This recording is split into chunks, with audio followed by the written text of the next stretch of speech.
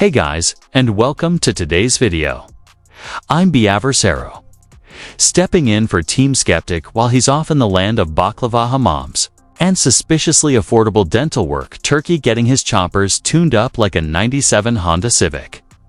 Now, today's adventure brings us face to face with a real prize specimen of the human gene pool, Kendrick Cuba. This guy is mad big mad because the great state of Texas decided that if you keep swinging on women like you're trying out for the world's saddest fight club, they're going to upgrade your charges accordingly. Apparently, Kendrick thought a second round of domestic violence was going to be treated like a punch card at Subway. Hit 9 women, the 10th one is free. But Texas said, nah buddy. We don't do frequent flyer miles for violence. So his cute little misdemeanor got promoted to the felony tier like a Peckman evolving, except instead of learning hydropump, he learned that the bond amount now comes with commas in it. And trust me, Kendrick is furious. He's stomping around the courtroom, acting like he's the victim, like the state personally inconvenienced him by holding him accountable for his own fists. You'll see him whining, throwing accusations, trying to argue with the judge, and generally behaving like a toddler denied an iPad at Applebee's. So buckle up. Grab your popcorn, put your phone on silent, and mentally prepare yourself because today, we're watching the legal system serve Mr. Cuba exactly what he ordered. No, he cannot send it back. Please have Mr. Cuba, please. Mr. Kendrick Cuba. Thank you. Okay, we are on the record in state of Texas versus Kendrick Cuba, cause number CR 23-28815 and CR 24-28891. And sir, you are Mr. Kendrick Cuba, correct? I am. Before we get started, I'd like to point something out. I was picked up on the page. Okay, Mr. Cuba, I need to go ahead and get you. I need to go ahead and get you sworn in, and then we're going to just one moment, and then we're going to move forward with the pretrial. So just bear with us, but we're going to have you raise your hand to be sworn in. Do you solemnly swear to tell the truth, the whole truth, and nothing but the truth, so help you God? I do. All right. You may put your hand down.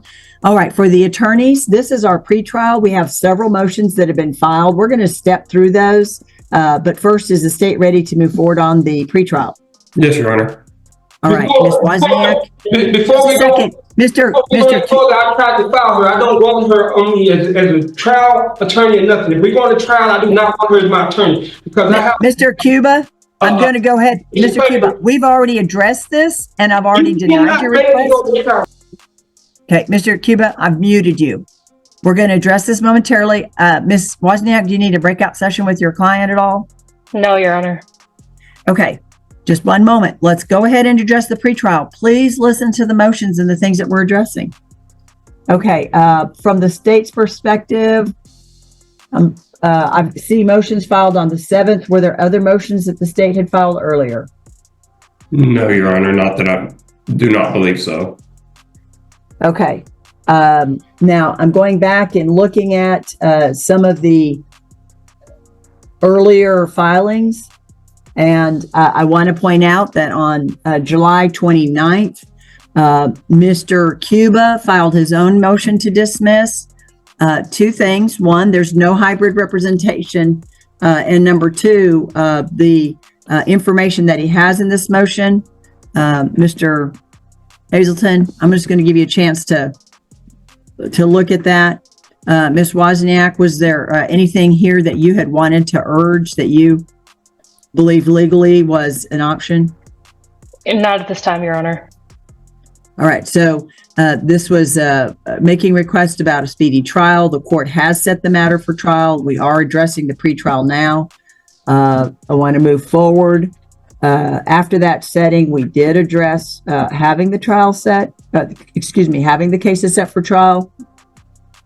And the state had their offers on the record, and the defendant declined those, which is his right. Then we did see another pro se filing by Mr. Cuba as it related to cause number CR 23-28815. And this is where Mr. Cuba is of the opinion that this is a Class A misdemeanor, family violence assault. and the state has indicted as a felony. So this is not a Class A misdemeanor. Hey guys, and welcome to today's video. I'm Suro, filling in for Team Skeptic while he's over in Turkey getting his choppers polished, reinforced, and hopefully not replaced with something that runs on AA batteries. Today, we're diving into the case of Kendrick Cuba, a man who has managed to discover the one life hack that absolutely never pays off, repeatedly hitting women. See, Kendrick is furious because the state of Texas looked at his record, saw that he treated the first domestic violence charge like a friendly warning, and decided to level him up to felony mode. Texas basically said, if you can't learn from your first trip to court, congratulations, you've unlocked the advanced difficulty setting. And Kendrick? He's in the courtroom acting like someone swapped his shampoo for hot sauce. He's confused, he's angry, he's demanding explanations, and he cannot understand why the state won't let him treat domestic violence like a 2-for-1 deal at Walmart. So grab a drink, get comfy, and let's walk through the moment he learns slowly, painfully, publicly that Texas does not hand out second chances to people who can't keep their filing on that same date. And it's also the defendant's pro se or attempted effort to file a motion to dismiss. This is the same information I have received from Mr. Cuba multiple times. He is of the opinion it's a Class A misdemeanor, and the state has indicted as a felony. So I want Mr. Cuba to know we're well aware of his position on this, and the state is well aware of it, and importantly, his attorney is well aware of it. All right, now we go forward and we're looking at September 9th, and we have either a different or the same motion. Okay, yeah, Mr. Cuba, if you'll listen to the information, you'll find it helpful to you. And it doesn't, you're showing us a document that looks like the bond, where the original bond was set on a Class A misdemeanor. And then when it gets filed with the DA's office, they have the ability to look at prior convictions if there are any, and then the state can take action to enhance it. And I believe we went over this multiple times, but we're going to go over it one more time so you have the benefit on the record of understanding. Let's look at that indictment so you can see what the state has in fact addressed, because this is the indictment the state's moving forward on. And so when you look at this, you're going to see, we're going to make it a little larger because there's a lot of words on here. If you'll notice, it's entitled Assault of a Family or Household Member, but with previous conviction. All right, so that tells us that it was a Class A misdemeanor, a pinning her to the ground and a striking her.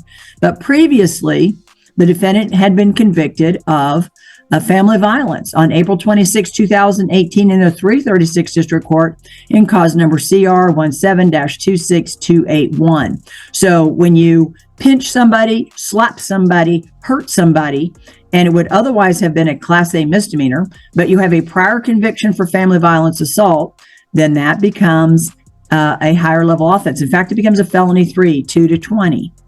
And then we're looking at the enhancement provisions. And Mr. Cuba has also the 3 enhancements, and effectively they're sequential. So this makes the felony 3 that he believes is a Class A assault actually punishable by a minimum of 25 years or a maximum of 99 years or life because of the number of prior convictions. All right, we went over that previously, but we are at the pretrial, and I want to make sure that that's been refreshed for the benefit of Mr. Cuba. We do have a bond violation at some point by him in 2023. A failure to appear November 9th, 2023 is reflected in this offense or this cause number. And now we're moving forward. We've covered those motions to dismiss, a lot of filings by the defendant on his own behalf. We do have a competency that was done. He was deemed to be competent by the doctor and the court so found, and that was in June of this year. or July was actually the date that the order was signed. I'm honestly relieved that the doctor determined he's mentally competent, because it means he won't be able to escape responsibility for what he's done. Instead of slipping through a loophole, he'll have to face the full consequences of his actions. Over the next few years, he'll be living with the reality of the environment he created for himself, surrounded by people who won't tolerate his behavior and who will make it very clear that accountability is unavoidable. In a way, it feels like justice is finally catching up to him, not through shortcuts or excuses, but through the steady weight of time and the system he tried to avoid. And Mr. Hazelton, you can correct me, but the first filing I'm seeing is the state's motion of intent to introduce audiovisual evidence. Yes, Your Honor. I believe that would be the first of the state's filing. Okay. So let's go over this. What exactly is it that you have in the way of video evidence that you intend to offer? Your Honor, that would be body cams dealing with the witnesses during the day of would be my intention, and I believe there would be a 911 calls would be what we were looking at. I believe me and Ms. Wozniak will be able to work this out. We haven't been able to conference on the issues of AV, but I believe we would be able to address these, and if there was any issues, if we needed, we could further press the court for, but I do not believe that would be an issue at the moment, Judge. All right, Ms. Wozniak, your position? Is this your understanding? Yes, Your Honor. Mr. Hazelton and I will further conference about the admissibility of those before trial.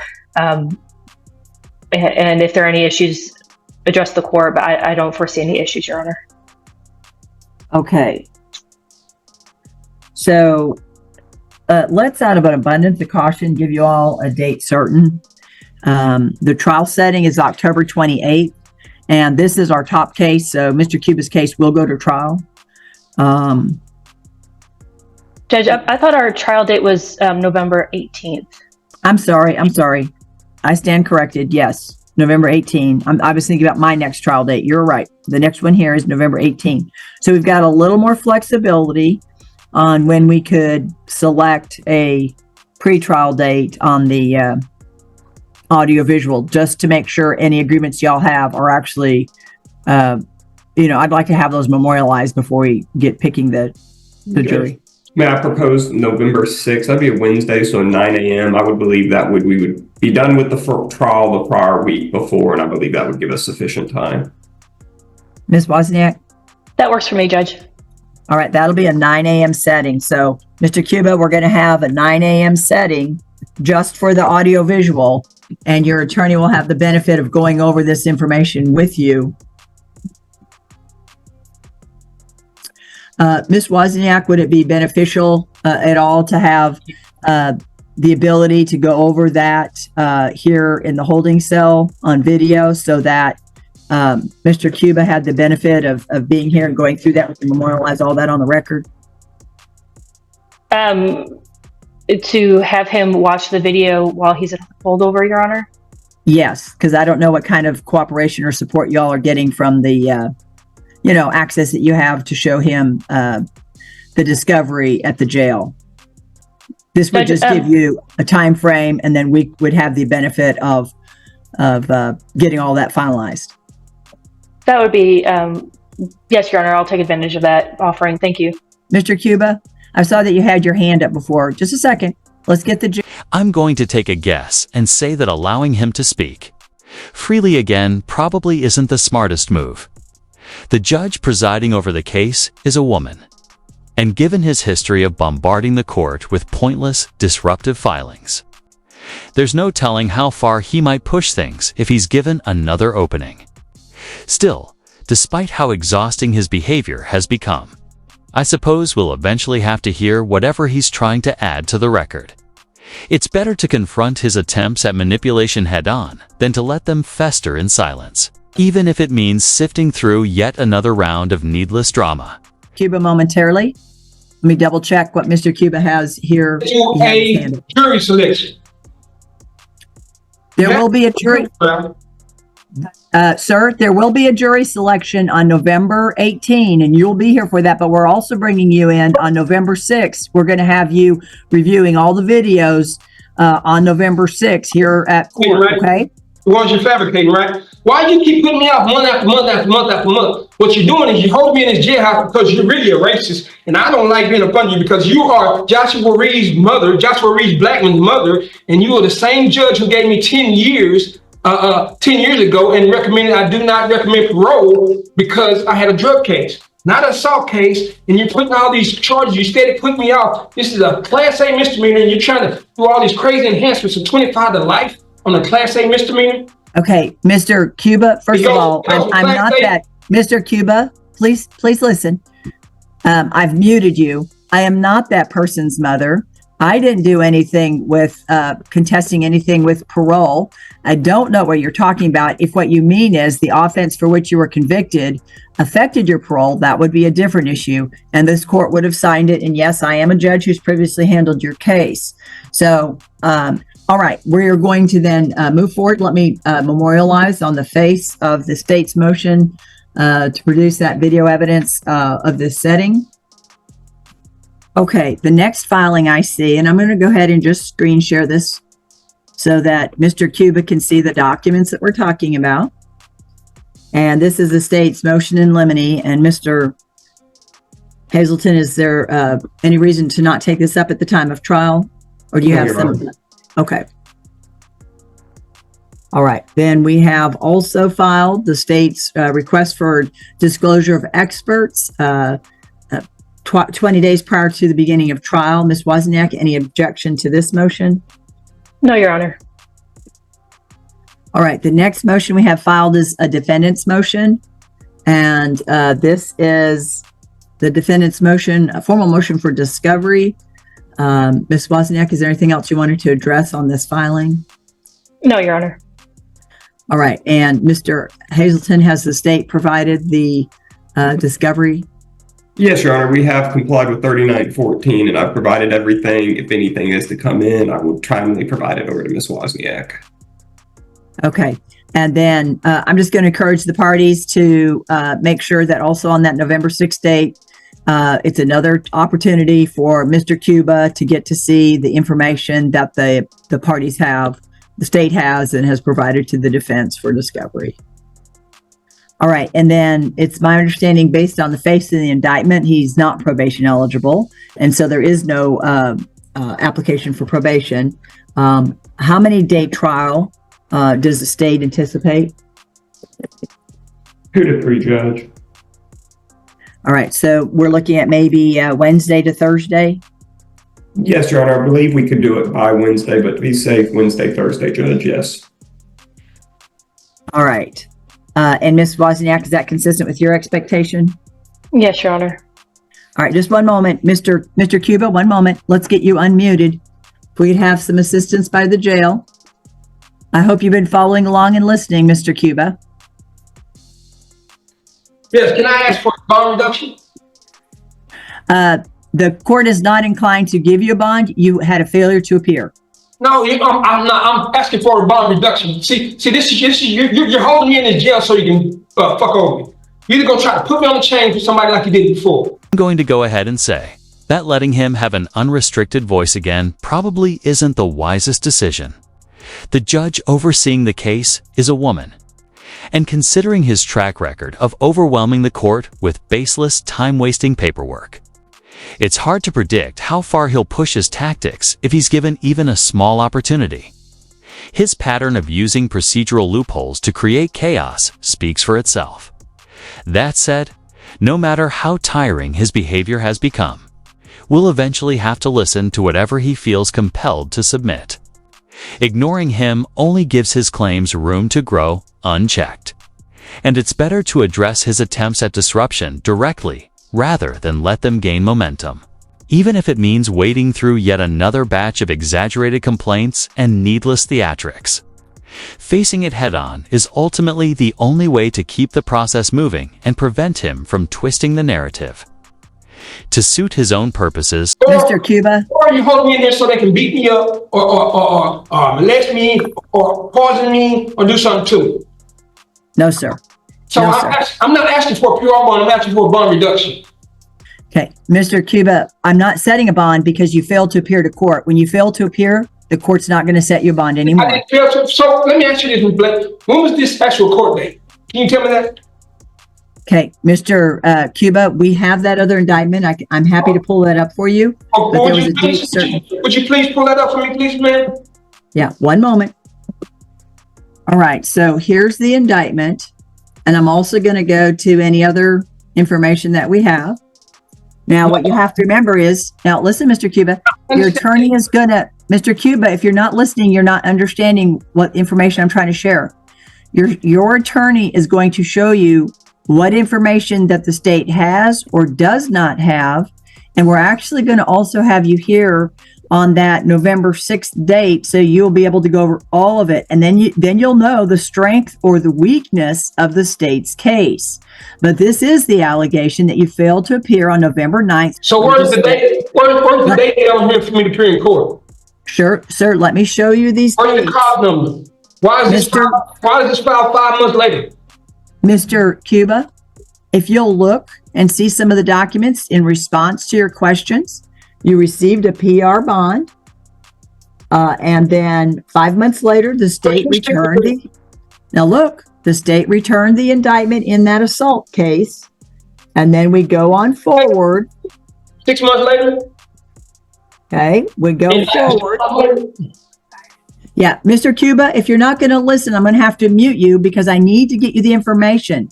Okay, now there was a bond that was set. And here's the bond violation report. And your attorney has this, and this is one she can give you a copy of. And you can disagree with the information, and we want you to have your position. The court's not trying to change your position. I'm only trying to show you the information. So when this case, let me go to the... Why don't I have this document? Sir, you're just... bear with us. Your attorney has there's certain things she can give you and certain things she can't. And we're happy for all of those things to be, make sure we've gone over it one more time. Mr. Cuba, please. Now, when you received the PR bond from Judge Skotnick, he had various conditions, including reporting to bond supervision. So that was part of the expectation. I don't have that document either. All right. But now listen, the judge. The document I have is the bond that they just gave me. Okay. So the document you have is the bond they gave you, is what I heard you say. Now, I'm showing you the PR bond that you signed off on. And then there was a bond violation notice that went out, and the court signed that, and that was in October. Let me make it bigger so you can see it. That's a whole different case, card number. Nah, that's a whole different case of card number when I got. Yeah, well, sir, it's what they have. It's what they have in the system to track for someone else. For the bond. When I say someone else, I mean bond. When I say someone else, I mean bond supervision. I've muted you because I've got to get this out to you, sir, and you keep interrupting, and we want it to be on the record. Okay, so this was the information that the state had. Now, so you did not report to bond supervision is what they're showing. Okay, well, we'll make sure you have that copy, and then you were to be here for court. Now, your attorney will go over the information about whether or not you had notice.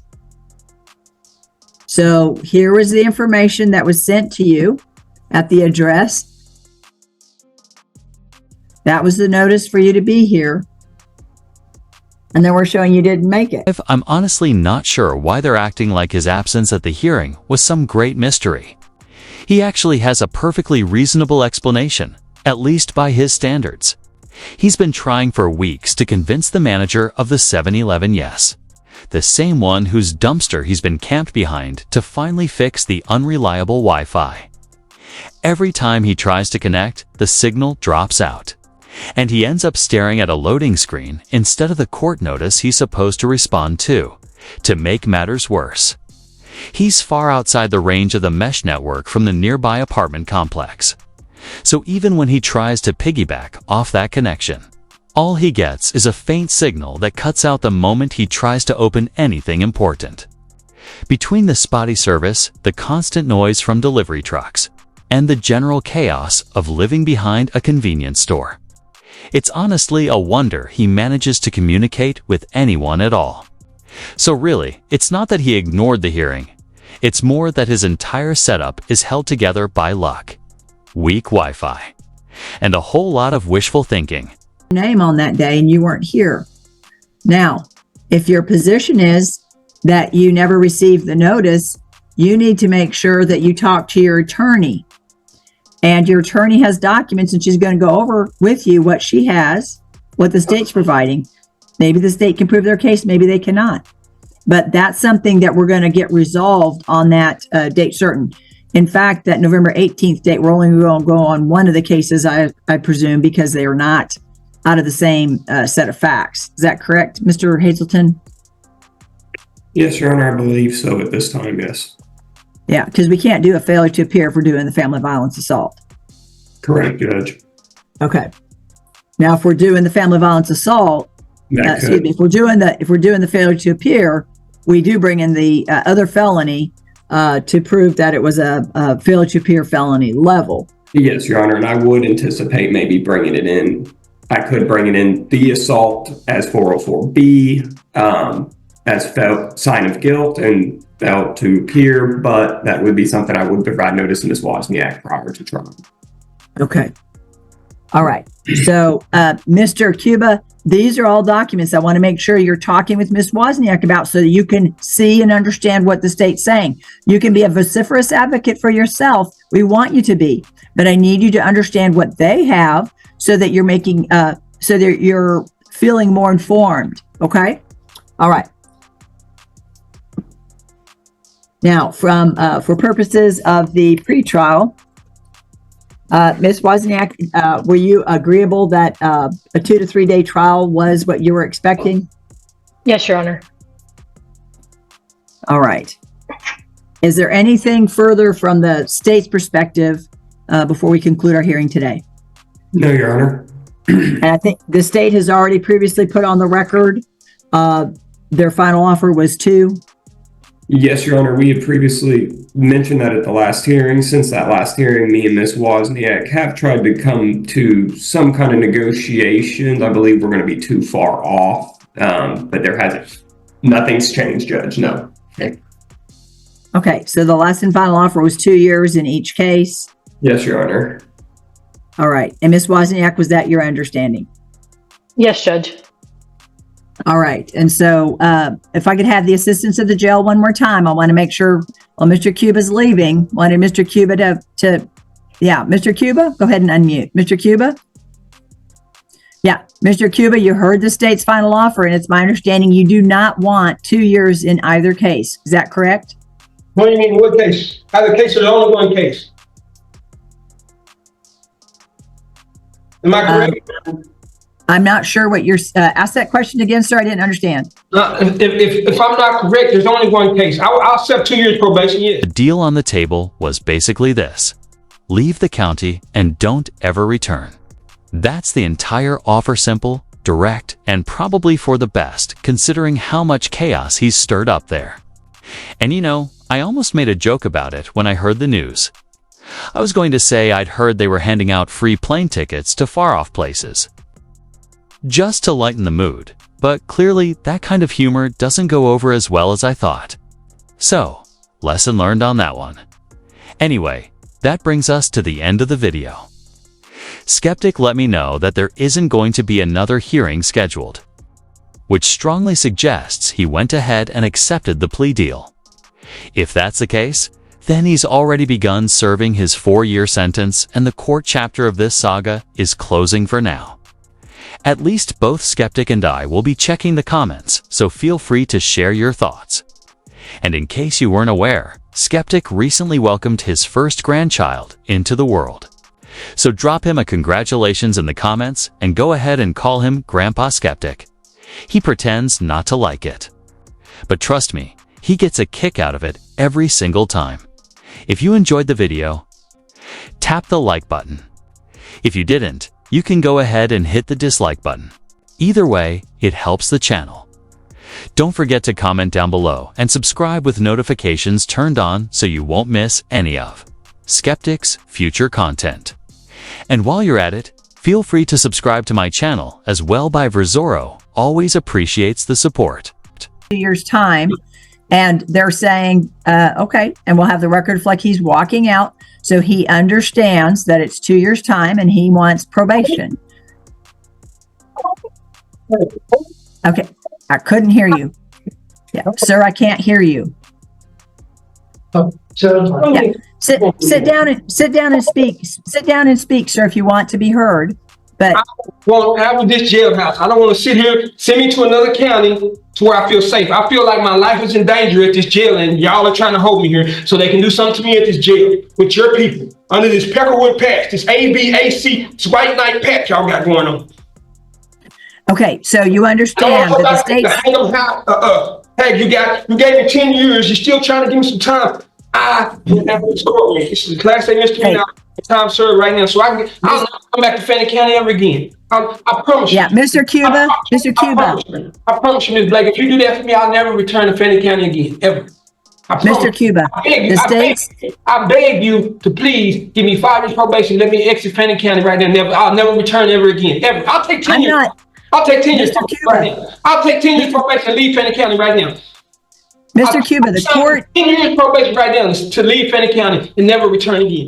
I'm sure he'd love to imagine the state handing out some kind of soft, sugar-coated dealius if this whole situation could be wrapped up with something as harmless as an ice cream cone and a smile. But that's not what's on the table, not even close. The prosecutors aren't offering anything sweet, light, or easy. And they definitely aren't talking about a couple years of probation that he can stroll through without consequences. What they are offering is straightforward: 2 years in prison for each charge, which adds up to a total of 4 solid years behind bars if he takes the plea. That's the option, simple, direct, and entirely manageable compared to what could happen if he chooses to roll the dice. Because if he decides to go to trial, he'll be facing a sentencing range of 2 to 10 years per charge. And the court is under no obligation to stay on the low end. So the choice is really between accepting a defined outcome now or risking a much harsher one later. It's not pleasant, it's not sweet, and it's definitely not something he can wish away, but it's the reality in front of him.